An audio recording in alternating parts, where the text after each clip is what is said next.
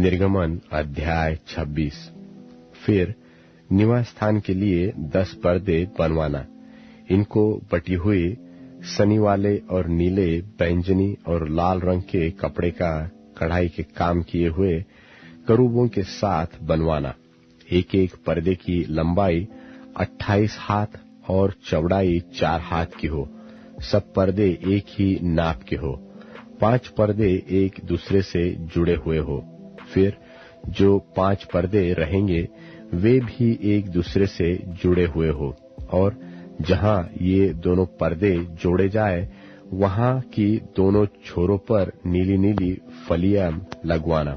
दोनों छोरों में से 50-50 फलियां ऐसे लगवाना कि वे आमने सामने हो, और सोने के 50 अंकड़े बनवाकर और पर्दों के पंखों को अंकड़ों के द्वारा एक दूसरे से ऐसा जुड़वाना कि निवास स्थान मिलकर एक ही हो जाए।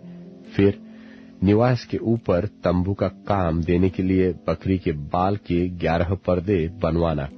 एक एक पर्दे की लंबाई 30 हाथ और चौड़ाई 4 हाथ की हो। 11 पर्दे एक ही नाप के हो, और 5 पर्दे अलग और फिर 6 पर्दे अलग जुड़वाना। और 6वें पर्दे को तंबू के सामने मोड़कर दोहरा कर देना। और तू 50 अंकड़े उस पर्दे की छोर में जो बाहर से मिलाया जाएगा, और 85 अंकड़े दूसरी ओर के पर्दे की छोर में जो बाहर से मिलाया जाएगा बनवाना। और पीतल के 50 अंकड़े बनवाना, और अंकड़ों को फलियों में लगाकर तंबू को ऐसा जुड़वाना कि वह मिलकर एक ही हो जाए। और तंबू के पर्दों का लटका हुआ भाग अर्थात जो आधा पट रहेगा वह निवास की पिछली ओर लटका रहे, और तंबू के पर्दों की लंबाई में से हाथ भर इधर और हाथ भर उधर निवास के ढांपने के लिए उसकी दोनों अलंगों पर लटका हुआ रहे।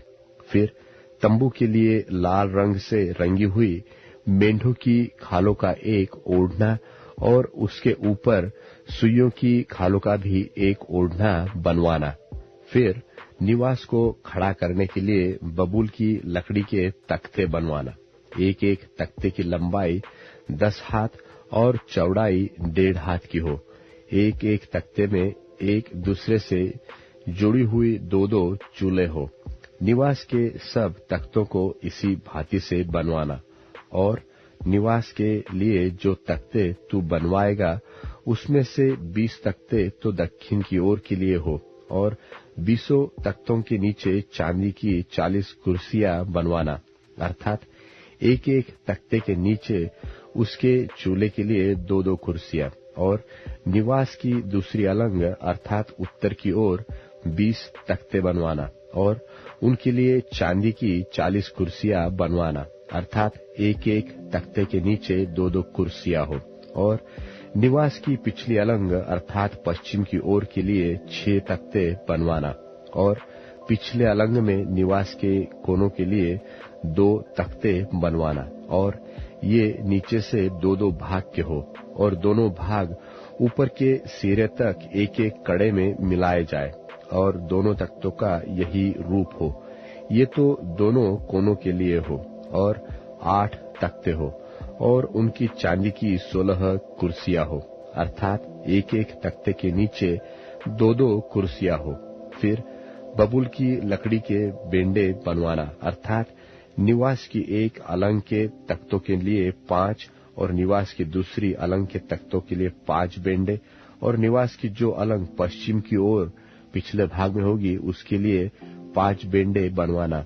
और बीच वाला बेंडा जो तख्तों के मध्य में होगा वह तंबू के एक सिरे से दूसरे सिरे तक पहुंचे।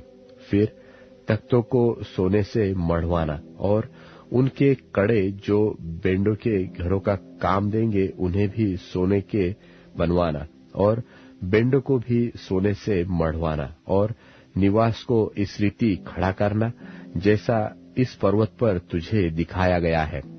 फिर नीले, बैंगनी और लाल रंग के और बटी हुई सूक्ष्म सनी वाले कपड़े का एक बीच वाला पर्दा बनवाना। वह कढ़ाई के काम किए हुए करूबों के साथ बने, और उसको सोने से मढ़े हुए बबूल के 4 खंभों पर लटकाना।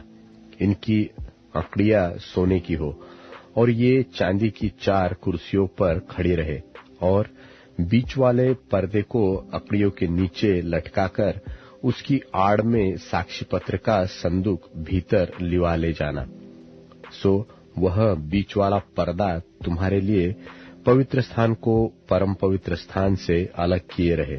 फिर परम पवित्र स्थान में साक्षी पत्र के संदूक के ऊपर प्रायश्चित के ढकने को रखना, और उस पर्दे के बाहर निवास की उत्तर अलंग मेज रखना, और उनकी दक्षिण अलंग मेज के सामने दिवट को रखना।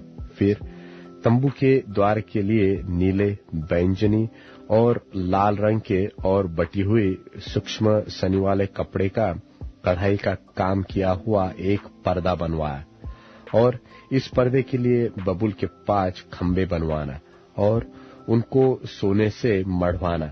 उनकी कड़ियां सोने की हो, और उनके लिए पीतल की 5 कुर्सियां ढलवाकर बनवाना। निर्गमन अध्याय 27। फिर वेदी को बबूल की लकड़ी की 5 हाथ लंबी और 5 हाथ चौड़ी बनवाना। वेदी चौकोर हो, और उसकी ऊंचाई 3 हाथ की हो, और उसके चारों कोनों पर 4 सिंग बनवाना।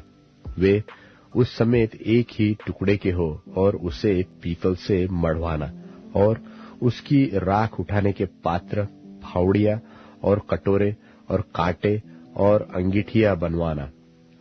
उसका कुल सामान पीतल का बनवाना, और उसके पीतल की जाली एक झंझरी बनवाना, और उसके चारों सिरों में पीतल के 4 कड़े लगवाना, और उस झंझरी को वेदी के चारों ओर की कंगनी के नीचे ऐसे लगवाना कि वह वेदी की ऊंचाई के मध्य तक पहुंचे, और वेदी के लिए बबूल की लकड़ी के डंडे बनवाना, और उन्हें पीतल से मढ़वाना, और डंडे कड़ों में डाले जाए कि जब जब वेदी उठाई जाए तब तब वे उसकी दोनों अलंगों पर रहे।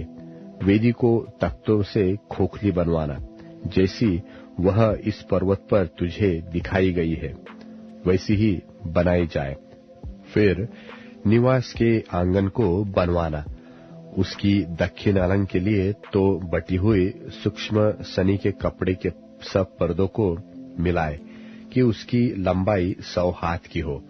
एक अलंग पर तो इतना ही हो, और उसके 20 खंबे बने, और इनके लिए पीतल की 20 कुर्सियां बने, और खंभों के कुंडे और उनकी पट्टियां चांदी की हो, और उसी भांति आंगन की उत्तर अलंग की लंबाई में भी 100 हाथ लंबे पर्दे हो, और उनके भी 20 खंबे, और इनके लिए भी पीतल के 20 खाने हो, और उन खंभों के कुंडे और पटिया चांदी की हो।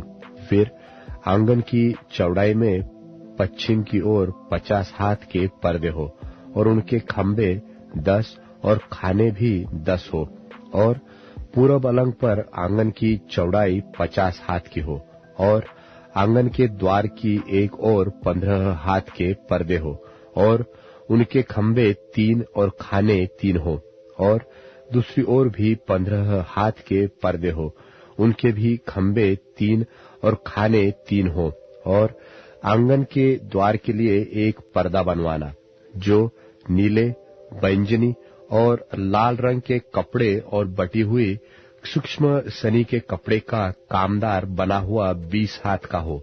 उसके खंभे 4 और खाने भी 4 हो। आंगन की चारों ओर के सब खंभे चांदी की पट्टियों से जुड़े हुए हो। उनके कुंडे चांदी के और खाने पीतल के हो। आंगन की लंबाई 100 हाथ की, और उसकी चौड़ाई बराबर 50 हाथ की, और उसकी कनात की ऊंचाई 5 हाथ की हो। उसकी कनात बटी हुई सूक्ष्म सनी के कपड़े की बने, और खंभों के खाने पीतल के हो। निवास के भांति भांति के बर्तन और सब सामान और उसके सब खुंटे और आंगन के भी सब खुंटे पीतल ही के हो। फिर तू इसराइलियों को आज्ञा देना कि मेरे पास दीवट के लिए कूट के निकाला हुआ जलपाई का निर्मल तेल ले आना, जिससे दीपक नित्य जलता रहे। मिलाप के तंबू में उस बीच वाले पर्दे से बाहर जो साक्ष्य पत्र के आगे होगा, हारून और उसके पुत्र दीवट सांझ से भोर तक यहोवा के सामने सजा कर रखे। यह विधि इस्राएलियों की पीढ़ियों के लिए सदैव बनी रहेगी। अध्याय 28। फिर तू इस्राएलियों में से अपने भाई हारून और नादाब, अबीहू, एलियाजार और इतामार नाम उसके पुत्रों को अपने समीप ले आना कि वे मेरे लिए याजक का काम करें। और तू अपने भाई हारून के लिए विभव और शोभा के निमित्त पवित्र वस्त्र बनवाना। और जितनों के हृदय में बुद्धि है, जिनको मैंने बुद्धि देने वाले आत्मा से परिपूर्ण किया है, उनको तू हारून के वस्त्र बनाने की आज्ञा दे कि वह मेरे निमित्त याजक का काम करने के लिए पवित्र बने। और जो वस्त्र उन्हें बनाने होंगे वे ये है, अर्थात सीनाबंद और एपोद और जामा, 4 खाने का अंगरखा, पुरोहित का टोप और कमरबंद। ये ही पवित्र वस्त्र तेरे भाई हारून और उसके पुत्रों के लिए बनाए जाए कि वे मेरे लिए याजक का काम करें। और वे सोने और नीले और बैंजनी और लाल रंग का और सूक्ष्म सनी का कपड़ा ले। और वे एपोद को सोने और नीले, बैंजनी और लाल रंग के कपड़े का और बटी हुई सूक्ष्म सीने के कपड़े का बनाए, जो कि निपुण कढ़ाई के काम करने वाले के हाथ का काम हो। और वह इस तरह से जोड़ा जाए कि उनके दोनों कंधों के सिरे आपस में मिले रहे। और एपोद पर जो काढ़ा हुआ पटुका होगा, उसकी बनावट उसी के समान हो, और वे दोनों बिना जोड़ के हो, और सोने और नीले, बैंजनी और लाल रंग वाले और बटी हुई सूक्ष्म सनी वाले कपड़े के हो। फिर 2 सुलेमानी मणि लेकर उन पर इस्राएल के पुत्रों के नाम खुदवाना। उनके नामों में से 6 तो एक मणि पर और शेष 6 नाम दूसरे मणि पर, इस्राएल के पुत्रों की उत्पत्ति के अनुसार खुदवाना। मणि खोदने वाले के काम से जैसे छापा खोदा जाता है, वैसे ही उन 2 मणियों पर इस्राएलों के पुत्रों के नाम खुदवाना और उनको सोने के खानों में जड़वा देना। और दोनों मणियों को एपोद के कंधों पर लगवाना। वे इस्राएलियों के निमित्त स्मरण दिलाने वाले मणि ठहरेंगे, अर्थात हारून उनके नाम यहोवा के आगे अपने दोनों कंधों पर स्मरण के लिए लगाए रहे। फिर सोने के खाने बनवाना और डोरियों की नाई गुंथे हुए 2 जंजीर चोखे सोने के बनवाना और गुंथे हुए जंजीरों को उन खानों में जड़वाना। फिर न्याय की चपरास को भी कढ़ाई के काम का बनवाना। एपोद की नाई सोने और नीले, बैंजनी और लाल रंग के और बटी हुई सूक्ष्म सनी के कपड़े की उसे बनवाना। वह चौकोर और दोहरी हो और उसकी लंबाई और चौड़ाई 1 बित्ते की हो, और उसमें 4 पांति मणि जड़ाना। पहली पांति में तो माणिक्य, पद्मराग और लाडली हो, दूसरी पांति में मरकत, नीलमणि और हीरा, तीसरी पांति में लशम, सूर्यकांत और नीलम, और चौथी पांति में फिरोजा, सुलेमानी, मणि और यशब हो। ये सब सोने के खानों में जड़े जाए। और इस्राएल के पुत्रों के जितने नाम है उतने मणि हो, अर्थात उनके नामों की गिनती के अनुसार 12 नाम खुदे। 12 गोत्रों में से एक का नाम एक मणि पर ऐसे खुदे जैसे छापा खोदा जाता है। फिर चपरास पर डोरियों की नाई गुंथे हुए चोखे सोने की जंजीर लगवाना और चपरास में सोने की 2 कड़ियां लगवाना और दोनों कड़ियों को चपरास के दोनों सिरों पर लगवाना और सोने के दोनों गुत्थे जंजीरों को उन दोनों कड़ियों में जो चपरास के सिरों पर होंगी लगवाना और गुथे हुए दोनों जंजीरों के दोनों बाकी सिरों को दोनों खानों में जड़वा के एपोद के दोनों कंधों के बंधनों पर उनके सामने लगवाना। फिर सोने की 2 और कड़ियां बनवाकर चपरास के दोनों सिरों पर उसकी उस कोर पर जो एपोद की भीतर की ओर होगी लगवाना। फिर उनके सिवाय सोने की 2 और कड़ियां बनवाकर एपोद के दोनों कंधों के बंधनों पर नीचे से उसके सामने और उसके जोड़ के पास एपोद के काढ़े हुए पटुकों के ऊपर लगवाना और चपरास अपनी कड़ियों के द्वारा एपोद की कड़ियों में नीले फीते से बांधी जाए। इस रीति वह एपोद के काढ़े हुए पटुके पर बनी रहे और चपरास एपोद पर से अलग न होने पाए। और जब जब हारून पवित्र स्थान में प्रवेश करे तब तब वह न्याय की चपरास पर अपने हृदय के ऊपर इस्राएलियों के नाम को लगाए रहे, जिससे यहोवा के सामने उनका स्मरण नित्य रहे। और तू न्याय की चपरास में उरीम और तुमीम को रखना, और जब जब हारून यहोवा के सामने प्रवेश करे तब तब वे उसके हृदय के ऊपर हो। इस प्रकार हारून इस्राएलियों के न्याय पदार्थ को अपने हृदय के ऊपर यहोवा के सामने नित्य लगाए रहे। फिर एपोद के बागे को संपूर्ण नीले रंग का बनवाना और उसकी बनावट ऐसी हो कि उसके बीच में सिर डालने के लिए छेद हो और उस छेद की चारों ओर बख्तर के छेद की सी एक बुनी हुई कोर हो कि वह फटने न पाए।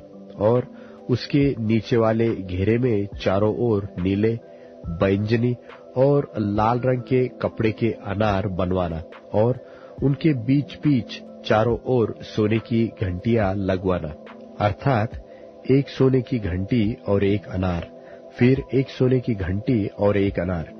इसी रीति बागे के नीचे वाले घेरे में चारों ओर ऐसा ही हो।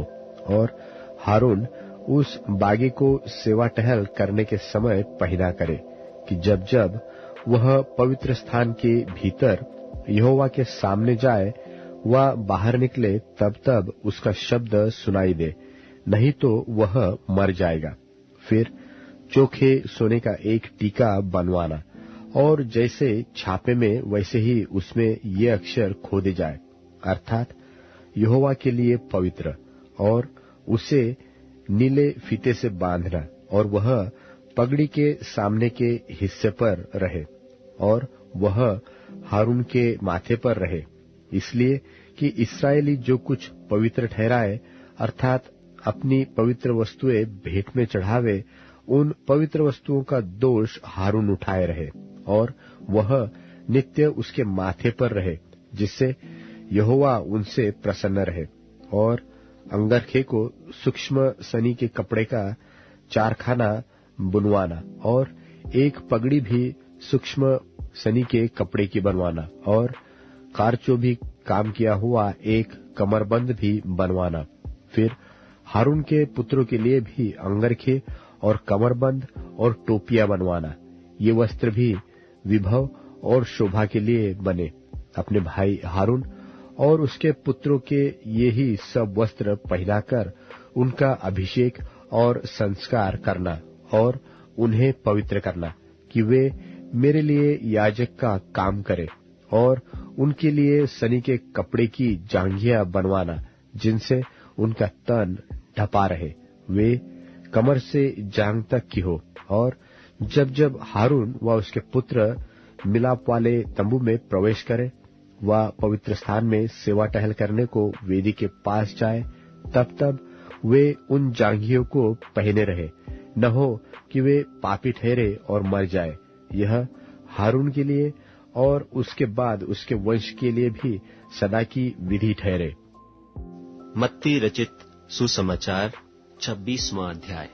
जब यीशु ये सब बातें कह चुका तो अपने चेलों से कहने लगा, तुम जानते हो कि 2 दिन के बाद फसह का पर्व होगा और मनुष्य का पुत्र क्रूस पर चढ़ाए जाने के लिए पकड़वाया जाएगा।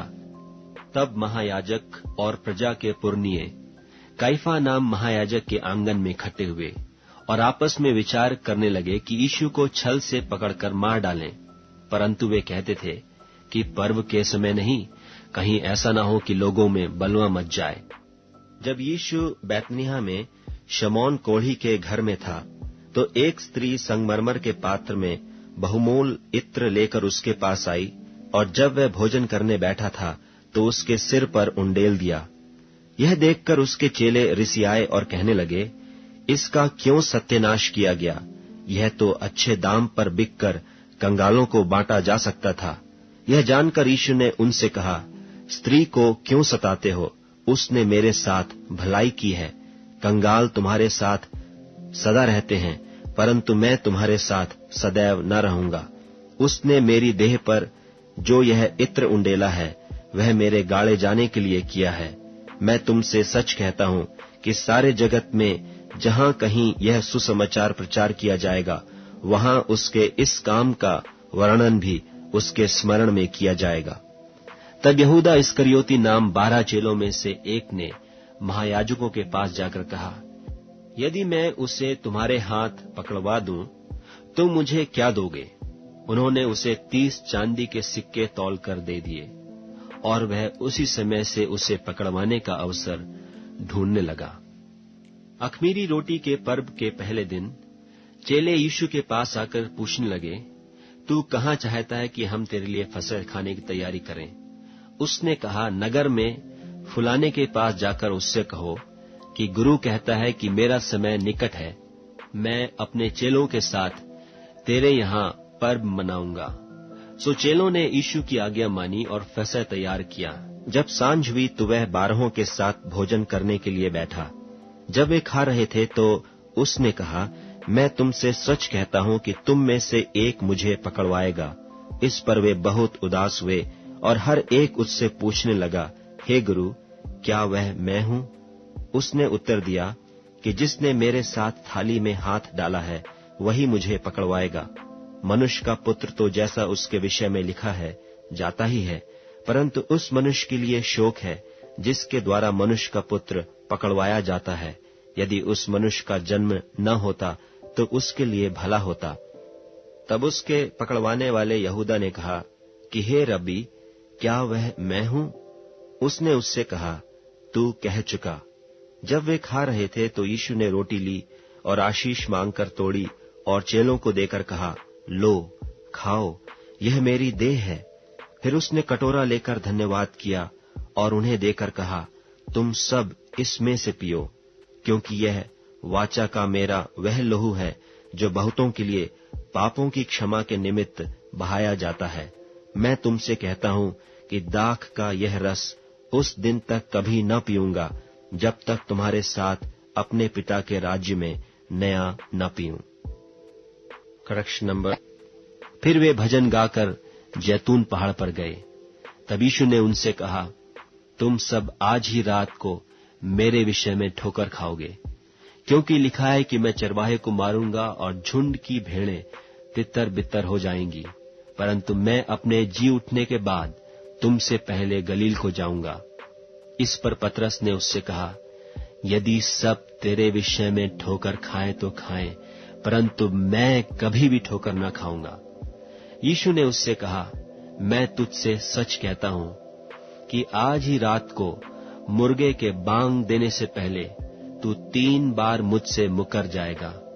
पतरस ने उससे कहा, यदि मुझे तेरे साथ मरना भी हो तो भी मैं तुझसे कभी न मुकरूंगा।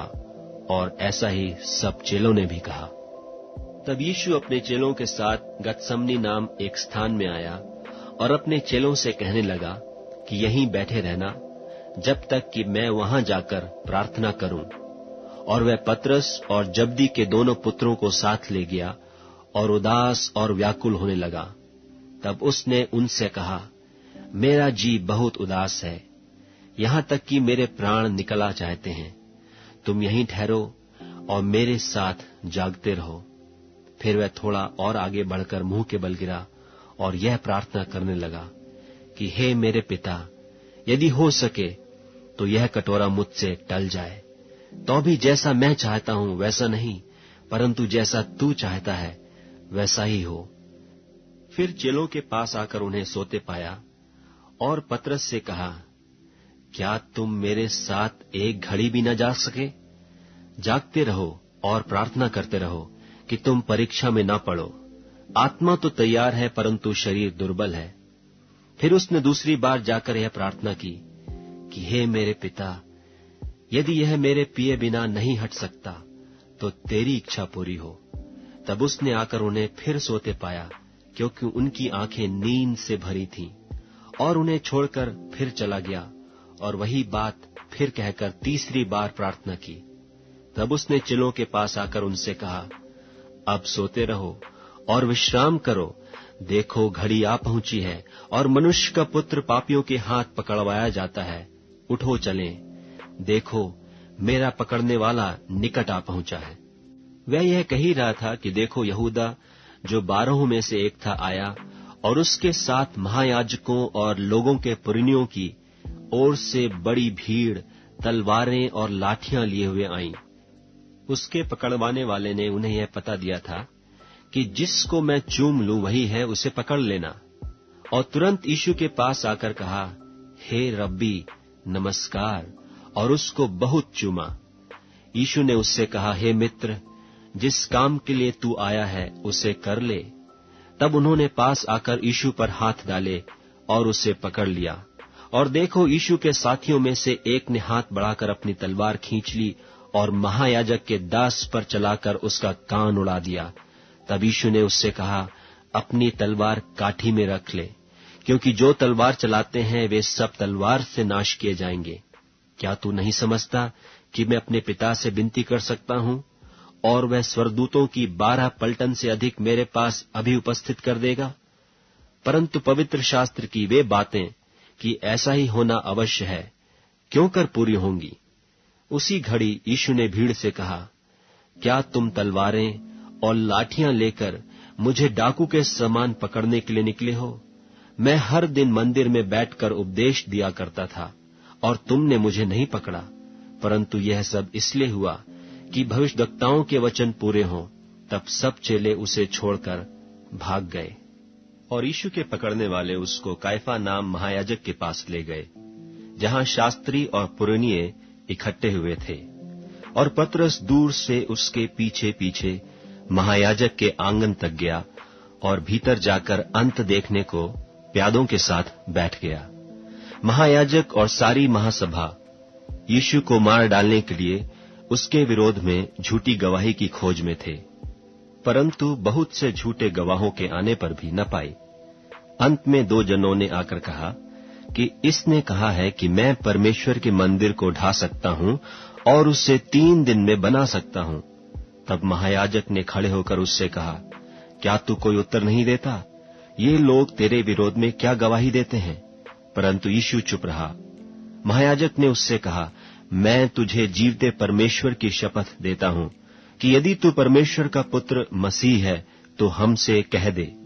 यीशु ने उससे कहा, तूने आप ही कह दिया, वरन मैं तुमसे यह भी कहता हूं कि अब से तुम मनुष्य के पुत्र को सर्वशक्तिमान की दाहिनी ओर बैठे और आकाश के बादलों पर आते देखोगे।